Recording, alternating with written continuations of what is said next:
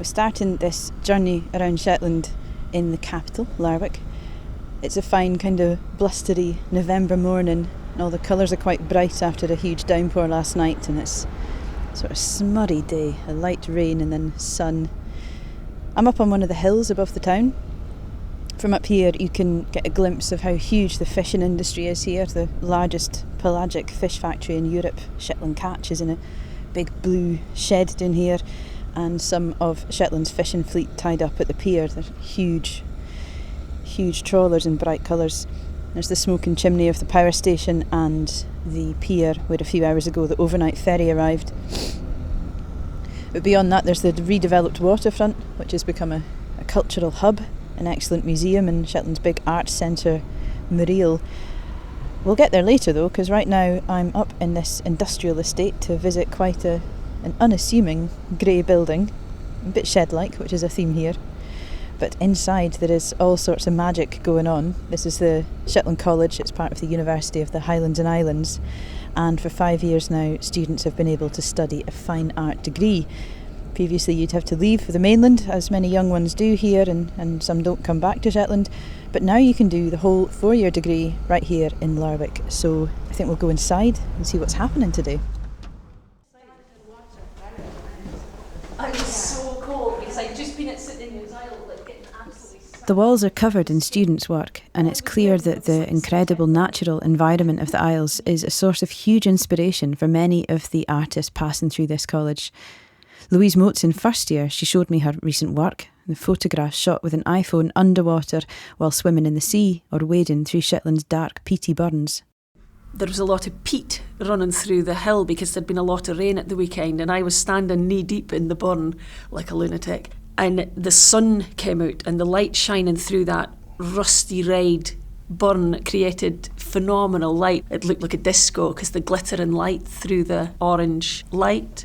What are you thinking to do next? I think I am going to expand on the underwater theme, although this time of year is not very conducive to being able to be in the ocean, because I've tried to go in the sea this week and it's too rough. I don't know, I'm in recovery for alcoholism, and a lot of my work is about my health recovery and then how emotionally I connect to the earth and its energy, and how that connects to my work is something I'm looking to continue in the rest of my course. So I'm going to do the print making in the new year, and I might try and use my photography and print together to create art in the future. Paul had been encouraging me to come on this course, so for me it's been really important to kickstart my art again and get back into looking at what's important to me visually and how I connect to that work for my ongoing recovery, because living on this island, there's a limit to what we can do, so the outdoors is really important to me. Paul Bloomer is the art and design lecturer here. Shetland has a very rich tradition of creativity going back millennia. The visual arts, I suppose, is relatively new in a way. I'm not saying new because I suppose in the past it was utilitarian, a very creative place. But I suppose the concept of fine art, maybe to do with the oil money coming in. Shetland has been like a magnet for artists, basically. People come here from all over the world.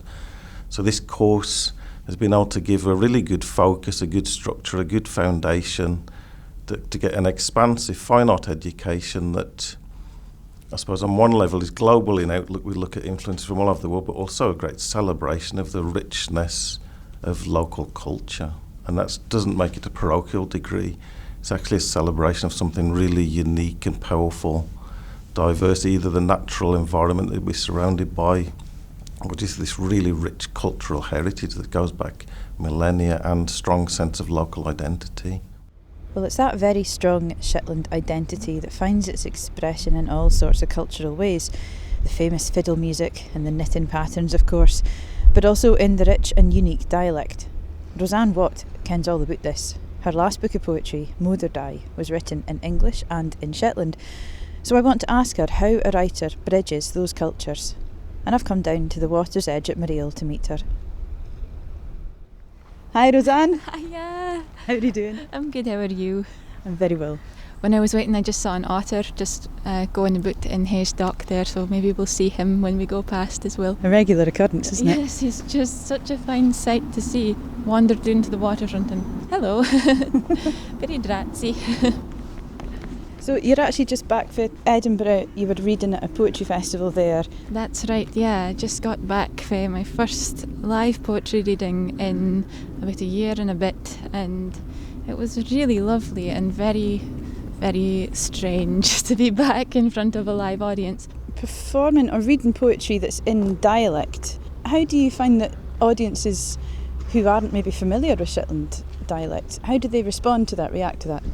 It's really varied. So I always give a translation no matter what, because I just think it's important to be like inclusive and to like allow everybody to get the meaning of the poem, but not everybody needs a translation. A lot of people will come up to me at the end and say, oh, I really understood what you were saying, even though I didn't understand every word, I understood and I got the gist of it. And then there's some folk that come up to me after and are like, I had no idea what you were saying, you might as well have been speaking a different language. It just kind of shows to me again and again that kind of between space that dialect inhabits. It's a language, but it's also the mutual intelligibility of it means that people are able to like grasp some of it and some people aren't, and it's a very interesting experience to have after performances. But I do always provide translation, and part of that is also just because I think it adds a kind of legitimacy to the dialect as being like something that is worthy of being translated and is worthy of showing you the differences and the need for it, you know. Yes, it's not just a kind of Northern Scottish twang. Exactly, it's not just not just as many detractors will say English spoken funny. It's much more as that, and the cadences of the words are just as important, and the translations are also a kind of way of highlighting the failure of English, the inability of English to capture these words and this way of speaking, because it's just not, it doesn't sing, I guess. And I find that particularly in performing Shetland, that's when it comes to life for me. I suppose that makes sense because it is first and foremost a spoken language. It lives in speech and in spoken speech, but also it's just the sound of it, the way it somehow captures the landscape and the fluctuations of the light is what I love about saying it aloud. We're standing on the pier, the museum's behind us, and then there's the great big hulking shape of Mariel. And then there's the otter. And there's an otter just come out for us, yeah. Wow. 20 years ago, this spot that we're standing on looked very different. There's like a lot of tunes. There's been this waterfront development with cultural institutions being built. There seems to be quite a lot of folk moving back home, younger folk who are involved in the arts, not least yourself, quite recently. Does it feel like arts and culture are thriving in Shetland just now?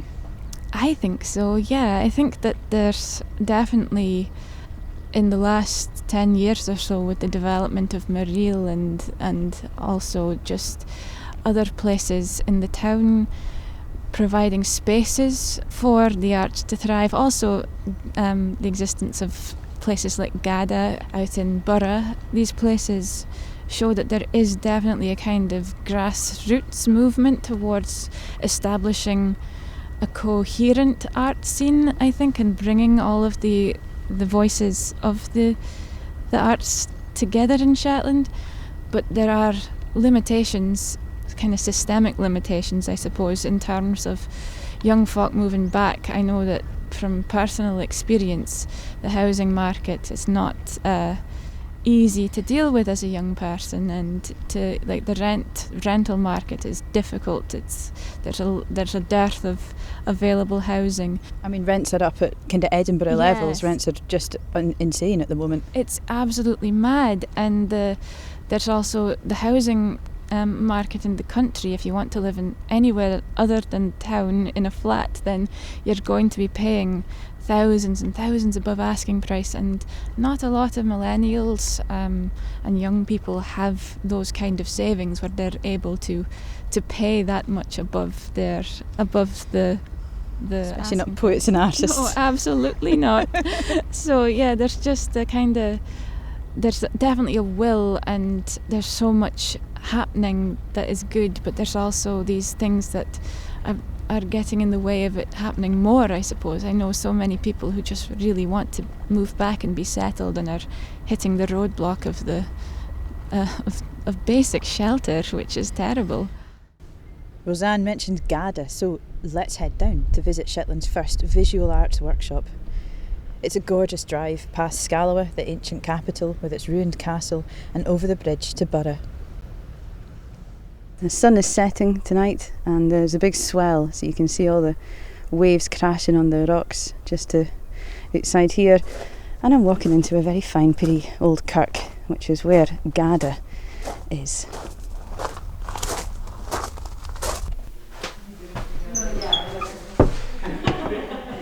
Hello.